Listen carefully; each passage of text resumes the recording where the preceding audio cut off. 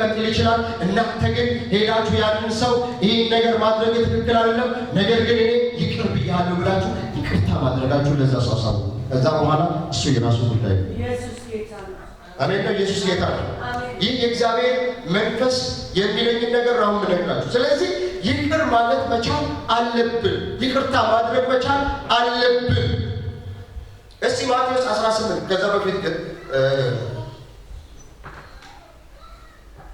እስቲ አንድ ጥያቄ መጠየቅ ጥሩ ነው። እግዚአብሔር ለምንድን ነው እሱ የበደሉንን ሰዎች ይቅር ካላልን እግዚአብሔር ለምንድን ነው ይቅር አልላችሁም ያለው? በዚህ ክፍል ላይ እንደተቀመጠ ለምንድን ነው እሱ ይቅር የማይለው?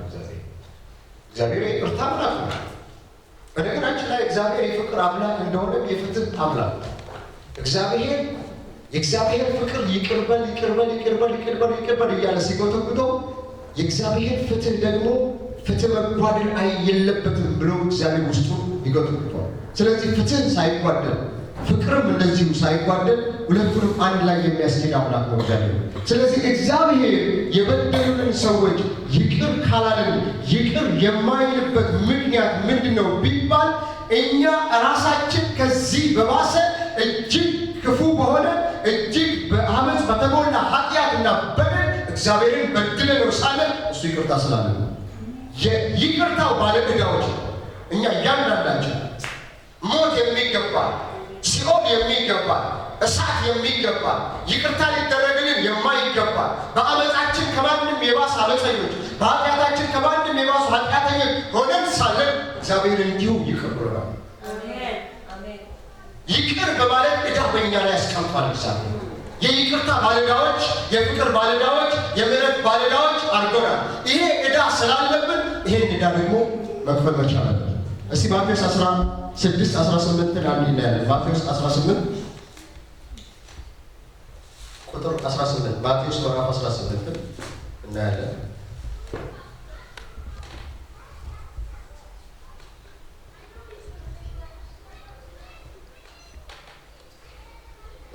ቁጥር 15 አገኛችሁት? ማቴዎስ ምዕራፍ 18 ቁጥር 15 ወንድምህ ቢበድልህ ሄደህ አንተና እርሱ ብቻ ሆናችሁ ጥፋቱን ንገረው። እንደዛ ሚላል እዛ ላይ ታተለ ወንድምህ ቢበድልህ ሄደህ። አሁን እኮ ወንድሜ ከበደለኝ እሱ ራሱ መምጣት አለበት ነው። በድሎኛል፣ እሱ መምጣት አለበት፣ መጥቶ ይቅርታ መጠየቅ አለበት። የተበደልኩት እኔ ነኝ፣ ክፋት የደረሰብኝ እኔ ነኝ፣ እሱ ራሱ መምጣት አለበት። እሱ ራሱ መጥቶ ተጸጽቶ ኃጢአቱን መናዘዝ መቻል አለበት። ግን እዚህ ጋር ነው ሄደ ቢበድል ሄደ አንተና እርሱ ብቻ ሆናችሁ ጥፋቱን ንገረው። ሌላ ሰው በማይኖርበት አንተና እርሱ ብቻ ሁለታችሁ ብቻ ጥፋቱን ንገረው። ወንድሜ ሆይ እንዲህ አድርገሃል፣ የእግዚአብሔር ቃል እንዲህ ነው የሚለው፣ እኔ እንደዚህ ነው፣ በዚህ ምንም ያደረግኩት ነገር የለም ብለህ ጥፋቱን አንተና እርሱ ብቻ ሆናችሁ ንገረው። እምቢ ቢል አንድ ሰው ጨምረው ሰጥ እምቢ ካለ ደግሞ ለቤተ ክርስቲያን አሳውቅ ይላል። ከዛ ወደ ዋናው ነጥብ ልምጣና ቁጥር 21 ላይ ምናለ ጴጥሮስ በዚህ ጊዜ ጴጥሮስ ወደ ኢየሱስ ቀርቦ ጌታ ሆይ ወንድሜ ቢበድለኝ ስንት ጊዜ ይቅር ልበለው? እስከ 7 ጊዜ ነውን አለው። አንድ እግዚአብሔር ሰው እስከ 7 ጊዜ ለምን አለው? ያ ማለት እኮ 7 ጊዜ ይቅር ብየው 8ኛ ከበደለኝ በጥፊ ላግለው ወይ እንደማለት ነው። 8ኛ ጊዜ ከበደለኝ በጥፊ ልምታው ወይ 8ኛ ጊዜ ከበደለኝ ልበቀለው ወይ እንደማለት ነው። 7 ጊዜ 70 ጊዜ ይቅር በለው ብሎ እስቲ ቁጥር 23 አንድ ሰው ቢያነብልኝ ሰው ካለ ከቁጥር 23 ጀምሮ ሶፊያ ታነብልኛለሽ? ትግርኛ ነው የዩን አንብቢ ወይም ሌላ ሰው። ስለዚህ መንግስተ ሰማያት ምስባሮት ጸባጸብ ዝደለየ ንጉስ ትመስል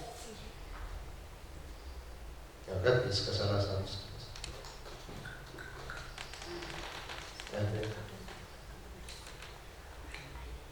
ሙሊያ በልኝስ ሙሊያ ግታ እሺ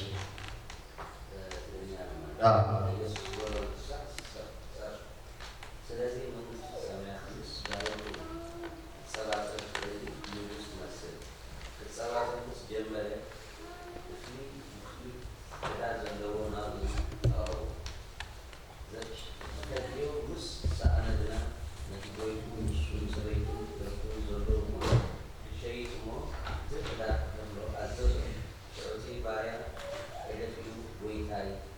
عكسني كلها كفلك عليه سبب ويجوز ما تبايع محارب محارب فتحن سببون على بلد تبايع بس وسدنا خاطر صوتو 100 دينار كذا زلوا على بايع كذا يزوق على زلوا كذا ولني أنا شعوري سايو بايع عكسني كفلك عليه zaman nusudra hari itu cuma sah itu mustahil asal itu suatu baru zero video musuh buhay itu sekolah pun buat orang naga tu ada satu sekali jadi buat kita seorang nanti fu bayar ini sudah zero ada kami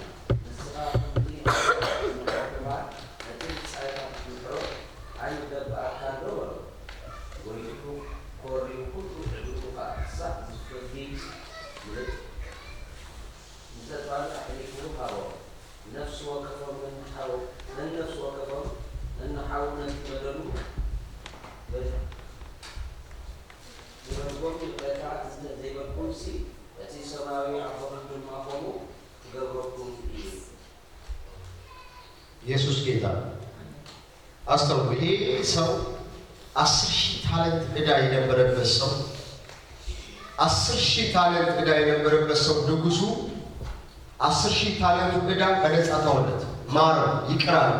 በቃ ይቅርሃለሁ፣ ይቅር እልሃለሁ ብሎ ይቅርታውን ተቀብሎ የዕዳውን ምሕረት ወስዶ ምሕረቱን ተቀብሎ ከንጉሱ ዘንድ ወጥቶ በመንገድ ላይ ሲሄድ ሌላ ባለ ዕዳ አገኘ። እሱ ያበደረው ስንትን ያበደረው 100 ዲናር ብቻ 100 ዲናር ያበደረው ሰው አገኘና ከፈለኝ ልሰጠኝ ይገባል፣ ልከፍለኝ ይገባል፣ ዕዳዬ ልከፍለኝ ይገባል ብሎ ሲለው የለኝም ብሎ ሲለው እስር ቤት አስገባው።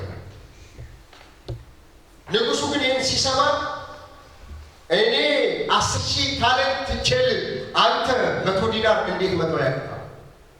እግዚአብሔር ብዙ ኃጢአት ትቶልን በብዙ ምሮን በብዙ ይቅርታ አድርጎልን ከማይገባ ነገር አውጥቶን ኃጢአታችንን በደሙ ደምስሶ ልጁን ልኮ በሕይወት ሰጥቶን ይቅር ብሎን እኛ እንዴት ወንድሞቻችንን ይቅር ማለት ይከብደናል? እንዴት እህቶቻችንን ይቅርታ መጠየቅ ይከብደናል? እንዴት በተበደልነው በደል ይህ ሰው በደለኝ፣ ይህ ሰው እንዲያደረገኝ ብለን እንጠይቃለን? የእግዚአብሔር ሐሳብ ምንድነው? እሱ አታስበው። የወንድምህ በደል 100 ዲናር ያህል ዋጋ ነው። እኔ ተውኩልህ ደግሞ 10,000 ታለንት ዋጋ ነው። ሁለቱ ደግሞ የማይገናኙ ናቸው። እግዚአብሔር እኛ ሰው ወንድማችን ከበደልን ይልቅ እግዚአብሔር ይቅር ያደርጋል። እግዚአብሔር ለእኛ ያደረገው ይቅርታ ይበልጣል። ስለዚህ ምን እያልኳችሁ ነው ወገኖቼ? በዚህ ሰዓት በሀገር ቤት የምታውቁት ሊሆን ይችላል፣ በዚህ ሀገር የምታውቁት ሊሆን ይችላል። የበደላችሁ ሰው ካለ፣ ያስቀየማችሁ ሰው ካለ፣ ያስከፋችሁ ሰው ካለ ከቻላችሁ ራሳችሁ ሄዳችሁ እኔ ይቅርታ አድርጌልሃለሁ ብላችሁ ይገቡ። ከቻላችሁ ካልቻላችሁ ስልክ ደውሉለት ወይም ደግሞ ቴክስት አድርጉለት። ይቅር ማለታችሁን ያ ሰው እንዲያውቅ አድርጉ። ይህን የምታደርጉት ለእርሱ ጥቅም አይደለም። አንደኛው ኦፍኮርስ እሱ ይጠቀማል። ዋናው ግን ለራሳችሁ ራሳችሁ ከእግዚአብሔር ጋር ያላችሁን ግንኙነት ለማስተካከል በእግዚአብሔር ፊት እግዚአብሔር እንደሚፈልገው ሆናችሁ ለመገኘት ይህን ነገር አድርጉ። እግዚአብሔር ይረዳችኋል። እግዚአብሔር ካስካከል አንተ ክፉ አገልጋይ ስለለመንከኝ ያንን ሁሉ ዕዳ ተውኩልህ፣ እኔ እንደማርኩ አንተም ባልንጀራ ልትምረው አይገባም ነበርን? እግዚአብሔር የተመሰገነ ነው። እግዚአብሔር እኛም ይቅር እንዳለ እኛም የበደሉንን ሰዎች ይቅር ማለት አይገባምን? ይሄ እግዚአብሔር ሐሳብ። እኔ እንደማርኩ፣ እኔ ይቅር እንዳልኩ፣ እኔ ኃጢአትህን ይቅር እንዳልኩ፣ እኔ በደልህን ይቅር እንዳልኩ አንተ ደግሞ ወንድምህን ይቅር ለምን አትልም? ለምንድነው ወንድምሽን ይቅር ማትይው? ለምንድነው የበደለሽን ይቅር ማትይው? እኔ አንቺን ይቅር እንዳልኩ ነው የሚለው እግዚአብሔር። እግዚአብሔር ይርዳ። እግዚአብሔር ጸጋ ያብዛልን። ወደዚህ ህይወት እንድንመጣ የበደሉንን ሰዎች ያለ ቅድመ ሁኔታ ያለ ምንም ፕሪኮንዲሽን ይቅር ማለት የምንችልበትን ጸጋ ያብዛል። ወንድማችንን ተቀይመን እህታችንን ተቀይመን በእግዚአብሔር ፊት ሆነን በእግዚአብሔር ቤት መኖራችን ልንዘምር እንችላለን፣ ልናገለግል እንችላለን፣ ልንጮህ እንችላለን፣ ብዙ ነገር ማድረግ እንችላለን። እግዚአብሔር ፊት ግን ትክክለኞች መሆን አንችልም። እግዚአብሔር የሚናገረው ይሄንን ያ ሰው ምናልባት ጥፋቱን ላያምን ይችላል፣ ላይቀበል ይችላል።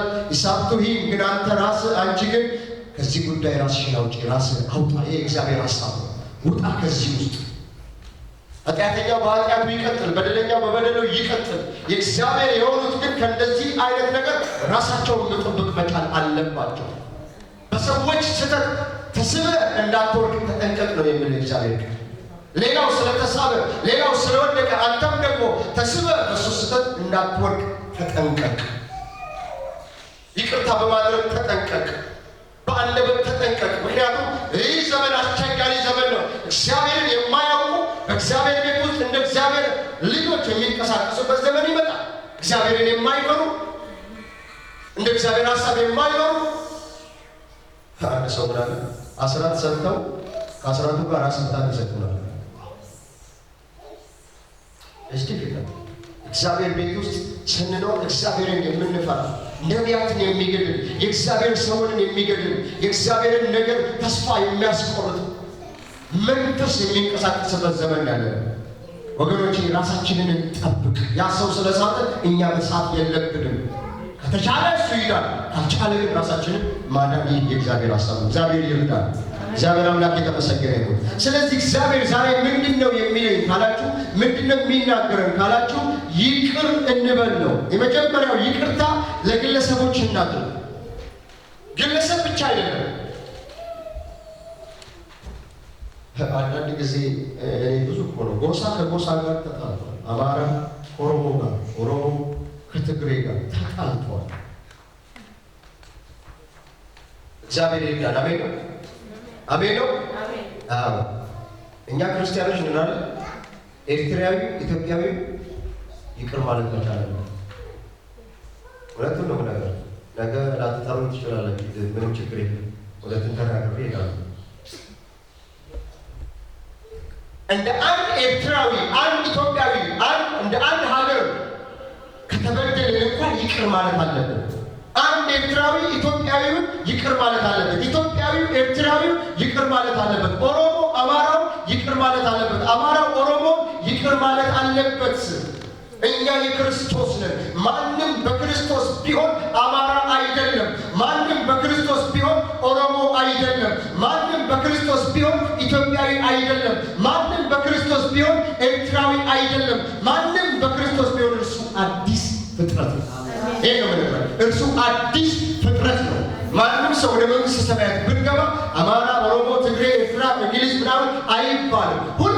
እኛ ሁላችንም በጌታ በኢየሱስ ክርስቶስ አካል ውስጥ በመንፈስ ቅዱስ ገብተን ተጠምቀን በክርስቶስ አካል ውስጥ ነው ያለው። ያንዳንዳችን የክርስቶስ አካል ብልቶች ነው። አሜን ነው። የክርስቶስ አካል ብልት ውስጥ አማራ የለም፣ ኦሮሞ የለም፣ ኢትዮጵያዊ የለም፣ ኤርትራዊ የለም፣ ጉራጌ የለም፣ እንግሊዝ የለም፣ ማንም የለም። ምንድን ያለው አንድ አዲስ ፍጥረት።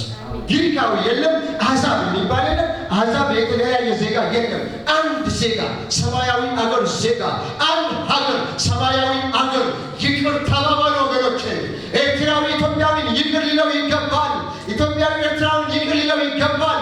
አማራ ከኦሮሞ ጋር መጣላት የለበትም። ወደ ጌታ ስንመጣ ያን አሮጌ ማንነታችን ጥለን አዲሱን ክርስቶስ እንልበሰው። አዲሱን ሰው እንልበሰው። በአዲስ መንፈስ እንንቀሳቀስ። እኔ እዚህ ጋር ባለፈው ስናገር ነበር። እዚህ ጋር እዚህ ጋር ሳያችሁ ኤርትራዊ ኢትዮጵያዊ አይታይም። ኦሮሞ አማራ ምናምን አይታይም። የሚማየው ምንድነው? እሱ አንድ በክርስቶስ አካል ውስጥ ያለ አማኝ፣ በክርስቶስ ያለ የክርስቶስ ልጅ፣ በኢየሱስ ደም የተዋጀ፣ በኢየሱስ ደም የተገዛ ሰው ነው የሚታየው። ሌላ ሰው አይታይም። የተዋጀ የተቀደሰ ሰማያዊ ነገር የለበሰ ክርስቶስ የሞተልን የክርስቶስ ተሰቃይቶ በመስቀል ተሰቅሎ ተደብድቦ ያዳነው የታጠበ ሰው ነው የሚታየው እንጂ ሌላ ሰው አይታየም። ይቅር መባባል አለብን ወገኖች። ይቅር ልንባባል ይገባል። ይቅር ልንባባል ይህ የእግዚአብሔር ሐሳብ ነው። ማንዴላ እንኳን ይቅር ማለት ከቻለ እንዴት ነው እኛ ይቅር ማንባባል? በዛ ሁሉ ዘመን ውስጥ እንኳን በተለያየ ነገር ውስጥ ተበድሎ እያለ ይቅር ብሎ ማለት ከቻለ እኛ በጌታ የዳንን ይቅር የተባልን ደሙ የፈሰሰልን ከባርነት ነፃ የወጣን ሰዎች ይቅር ልንባባል ይገባል። ይቅርታ ግለሰብን ብቻ ሳይሆን ብሔርን ሊመለከት ይችላል፣ ጎሳን ሊመለከት ይችላል፣ ሀገርን ሊመለከት ይችላል። ወገኖቼ መንግሥተ ሰማያት የምታስተምረን ይሄ አሜን ነው። ከኔ ጋር ናችሁ? ቤታችሁ ፈገግ ያለ ተቆር ያለ ምንም ችግር የለም። ለነገሩ ተቆር ያለም ያላዩ ጌታ ይባርካችሁ። እኔ ግን እውነትን እናገራለሁ እና አንድ ነገር ልንገራችሁ። ስሙኝ፣ እዚህ ጋር ልቤ ውስጥ ያለውን እውነት የማምንበትን ነገር ልንገራችሁ። ጌታ ከማያውቅ ከአንድ ኢትዮጵያዊ ይልቅ ምናልባት ጌታን ከማያውቅ ከአንድ ኢትዮጵያዊ ይልቅ በጌታ ያለ አንድ እንግሊዛዊ የአገሬ ልጅና ዘሬ ነው።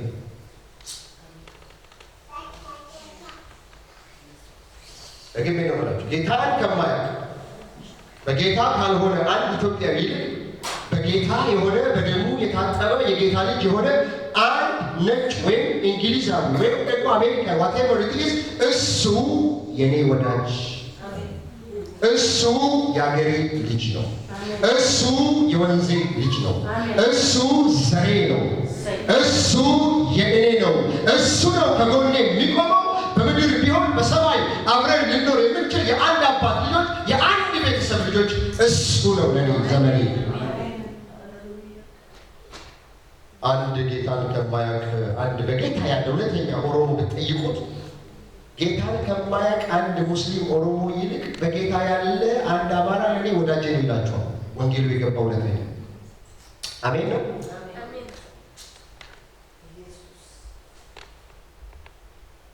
አንከፋፈል፣ የአንድ አባት ልጆች ወደ አንድ ሀገር የተጠራን በኢየሱስ ክርስቶስ ደም የተዋጀን የደሙ ዋጋዎች ነን ወገኖቼ። አንከፋፈል። አንድን ሰው ስታዩ በስጋ አትዩት። ማንንም ከእንግዲህ ክርስቶስን እንኳን በስጋው አይተነው ነበረ፣ ከእንግዲህ በኋላ ማንንም በስጋው አላይም አለ ጳውሎስ። ክርስቶስን በስጋ አይተው ይሄ አይሁዳዊ ነው ማለት ይሄ አይሁዳዊ የናዝሬት ቀራጭ ምናምን። ያቺ ሳምራዊት ወደዛ ሲመጣ ውሃ በሰማርያ ይሄድ ዘንድ ግድ ሆነበት አለ እግዚአብሔር። ግድ ሆነበት በሰማርያ ይሄድ ዘንድ። ወደ ሰማርያ ግን የሄደው እግዚአብሔር ለዛች ነፍስ መፍትሄ ይሆን ዘንድ ነው። ወደ ሰማርያ ይሄድ ዘንድ ግድ ሆነበት። ወደ ሰማርያ እንደሄደ አንዲት ሳምራዊ አገኘ። ምን አገኘ ነው? አንዲት ሳምራዊ አገኘ።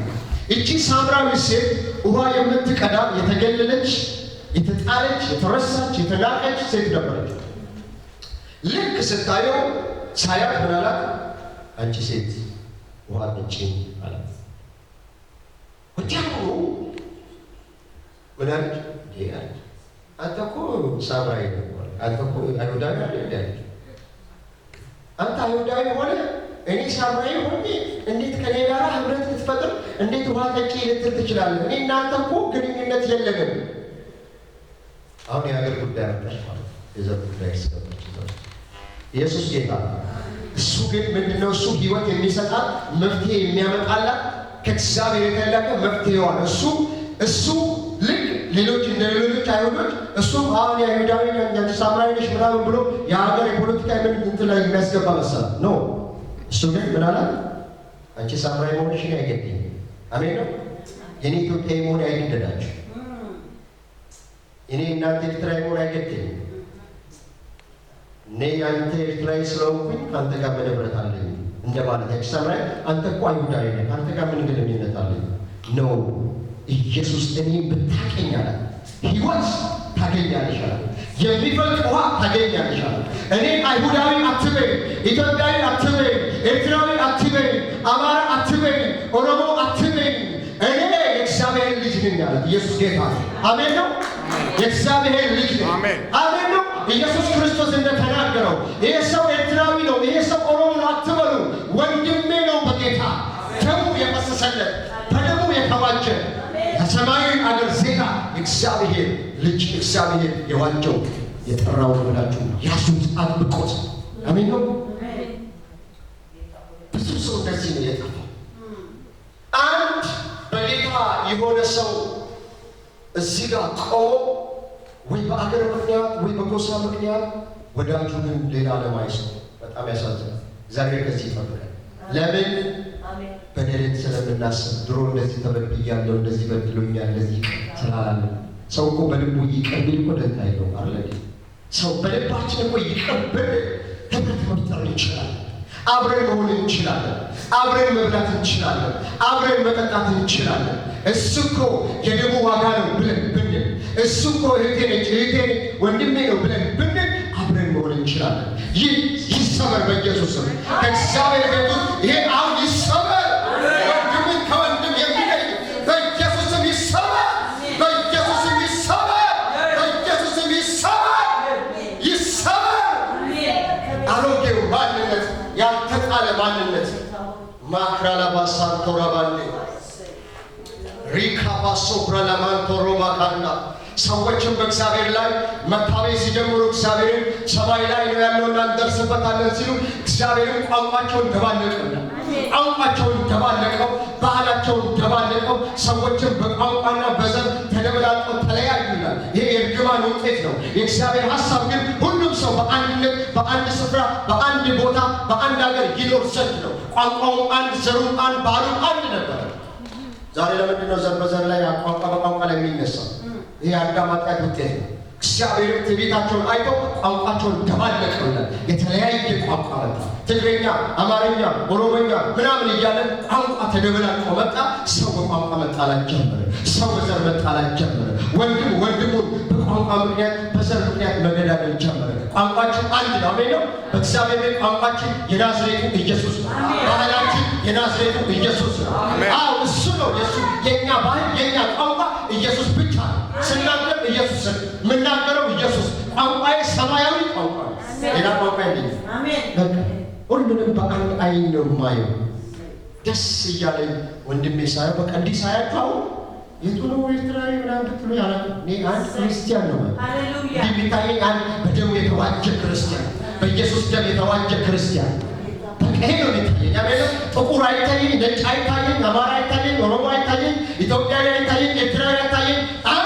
አዲስ ፍጥረት ነው የሚታየኝ። የዳነ ሰው ነው የሚታየኝ። በደሙ የተዋጀ ሰው ነው የሚታየኝ። ኢየሱስ ጌታ ነው። ይሄ የእግዚአብሔር ሀሳብ ነው። ስለዚህ እናድርግ፣ ይቅር እንባባል። ሰዎች ሲበድሉ ይቅር እንበል። ሀገሮችን ይቅር እንበል። መንግስታትን ይቅር እንበል። አንድ መንግስት ሊጨቁን ይችላል፣ ሊበድል ይችላል። ወይ የኤርትራ መንግስት ወይ የኢትዮጵያ መንግስት ሊበድል ይችላል። ይቅር እንበለው። አንዳንድ ሰው እግዚአብሔር ያያል። አንድ መንግስትን ይቅርታ ካላደረገ አንድ ሰው ይቅርታ እንዳላደረገ ነው እግዚአብሔር ልባችሁ ውስጥ ሊኖር ይችላል። በቃ እሱ ይቀጥል፣ እንጸልይለት፣ እንማልን። እኛ ግን እግዚአብሔር የሰጠንን ነገር እያየን እንገስግስ። አሜን ነው። እንገስግስ። ምድራዊ ነገር እዚህ ይቀራል፣ ሁሉ ነገር እዚህ ይቀራል እና ወደዛ ሰዓት ደርስ ነገር ሶሪ ኢየሱስ ጌታ ነው። ይህንን እናድርግ። ጌታ ይረዳናል። እስቲ ማቴዎስ 5 ቁጥር 23 እናይና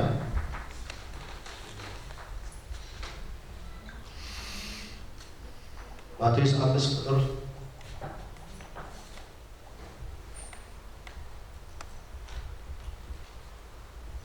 ስለዚህ መባህን በመሰዊያው ላይ ለእግዚአብሔር በምታቀርብበት ጊዜ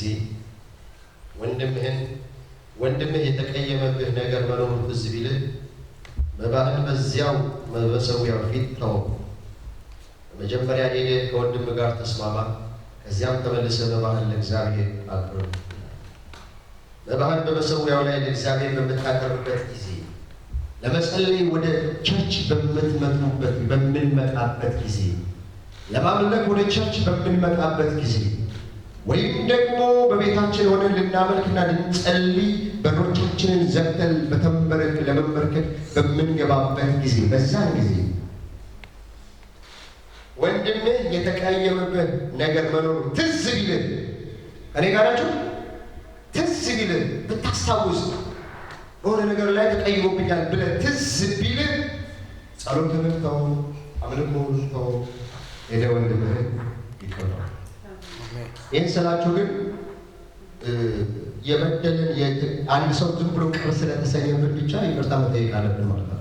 አንዳንዱ ዝም ብሎ ተነስቶ ይቅርታ ሊሰጥ ይችላል። ኢየሱስ ክርስቶስ ብዙ ሰዎች ቅር ተሰኝተውበታል። ብዙ ሰዎች ተቀይመውታል። ብዙ ሰዎች አክርፈውታል። ብዙ ሰዎች ተናደውበታል። ብዙ ሰዎች በቃ ልባቸው አዝነውበታል። በኢየሱስ ብዙ ሰው ልቡ አዝነው፣ ብዙ ሰው ተቀይሞታል። ያ ማለት ሰው የተቀየመልን ሰው ሁሉ ይቅርታ መጠየቅ አለብን ማለት አይደለም ስላችሁ። በእግዚአብሔር ቃል በእውነት ኢየሱስ ጌታ ነው ብዬ ስለተከተልኩኝ፣ እውነትን ስለተናገርኩኝ፣ ወንጌል ስለመሰከርኩኝ፣ ወይም ደግሞ እግዚአብሔር ቤት ውስጥ ትክክለኛውን ነገር ስላደረግኩኝ አንድ ሰው ቢቀየመኝ ይቅርታ መጠየቅ ግዴታ ነው። ግዴታ ነው። በተለይ አሁን በቤተ ክርስቲያን በአገልግሎት በመሪነት ያለ ሰው እንደዚህ አይነት ነገር ያጋጥመዋል። ኢየሱስ ክርስቶስን ብዙ ሰው ተቀይመዋል፣ አኩርፈውታል፣ ተናደውበታል። እንዴት እንደዚህ ያደርገናል ብለው እንዳውም አንድ ጊዜ ከሰበከ በኋላ በጣም ተናደው ፈሪሳውያን ማለት በጣም ተቆጥተው ተናደው መጡና ደቀ መዛሙርቶቹ እነኚህ ደቀ መዛሙርቶቹ ፈሪሳውያን እንደተቆጡ ታውቃለህ አሉ። በጣም እኮ ተቀይመውሃል፣ በጣም እኮ አዝነውብሃል፣ እንዴት ነው ምናምን ብለው ሲሉ አብ ያልተከለው ይነቃል። ጳውሎስን ብዙ ሰው ተቀይሞታል፣ ብዙ ሰው አዝነውበታል፣ ብዙ ሰው አልቅሰውበታል። ነገር ግን ያለቀሱበት ለምን ኢየሱስን ትሰብካለህ? ለምንድን ነው እግዚአብሔር ቤት ውስጥ ይህን ትክክለኛው ነገር ለምን ታደርጋለህ ብሎ አንዳንድ ሰው ሊናደድ ሊያለቅስ ይችላል። ኢየሱስ ክርስቶስን ጌታ ነው ብለህ ለምን ተናገርክ ብሎ አንድ ሰው ቢቀየመኝ ምን አድርገዋል? ኢየሱስ ምን ማድረግ ይቻላል? ምን ማድረግ ይችላል? እውነቴን ነው። ጌታ ነው ለምን ትላለህ ብሎ አንድ ሰው ቢቀየመኝ ከእሱ ጋር ለመታረቅ ወይ ጌትነቱ መካድ አለብኝ ማለት ነው። አልክድም፣ እጸልይለታለሁ፣ ግን በመቀየሙ እሱ ነው።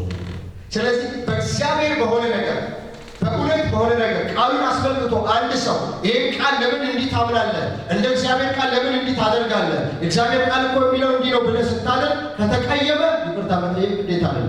እውነትን ኮምፕሮማይዝ ማድረግ አንችልም። እግዚአብሔር ቤት ውስጥ የጀርባ አጥንት ከሌለን መቆም አንችልም። እውነት ኮምፕሮማይዝ አይደረግም። ስለዚህ ነገር ግን በግል ጉዳይ በራስ ነገር ከቤተ ክርስቲያን ውጭ በሆነ ነገር በግል ባህሪ ዝም ብሎ ከተቀየመ ያንን ሰው ይቅርታ መጠየቅ ይጠቅማል፣ ለእርሱ ለራሳችን። እግዚአብሔር የተመሰገነ። ሌላው ማሰብ ያለብን ነገር ጸሎታችን እንዳይደናቀፍ የሚስቶቻችንን ጉዳይ ነው። ብዙ ጊዜ እናገራለሁ። ባለትዳሮች አላቸው አይደል? እዚህ ውስጥ ባሎችም አላቸው። ኢየሱስ ጌታ ነው።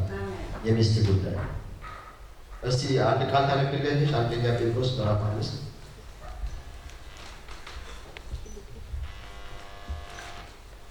እየጨረስኩ ነው። አንደኛ ጴጥሮስ ምዕራፍ 3 ቁጥር 7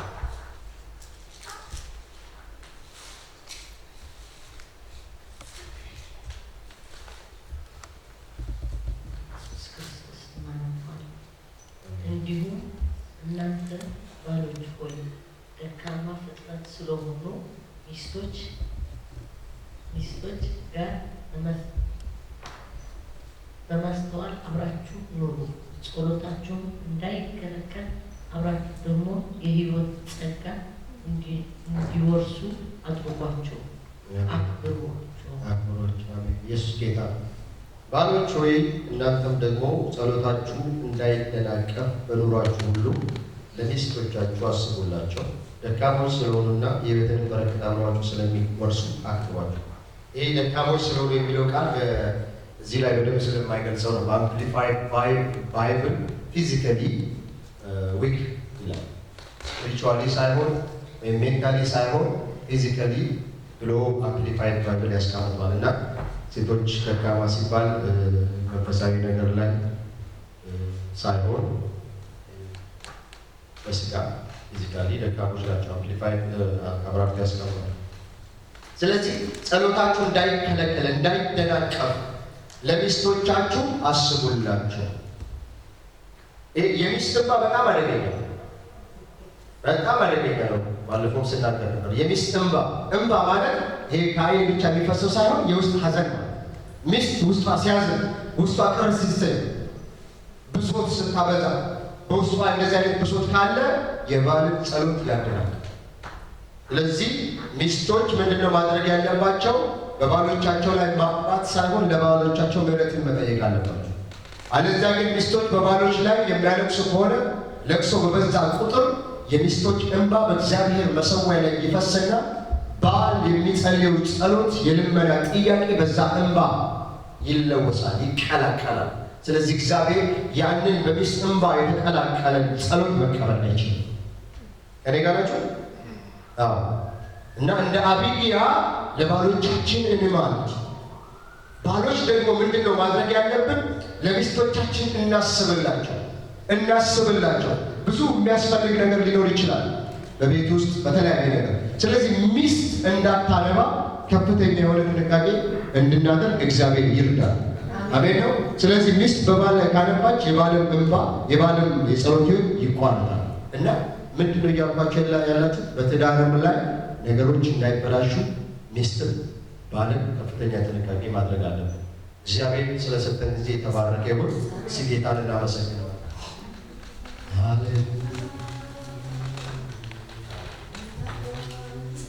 እግዚአብሔር ሆይ እናመሰግናለን። ይህን ጊዜ ስለሰጠን ስላስተማርከን ተመስገን። በሰማነው ነገር መኖር እንድንችል ጸጋ ይብዛል። በጌታ በኢየሱስ ክርስቶስ በነገሮች ሁሉ ጌታ ሆይ ማስተዋልን ስለሰጠን እንባርካለን። ሬሳታችን የተባረከ ይሁን በኢየሱስ ስም።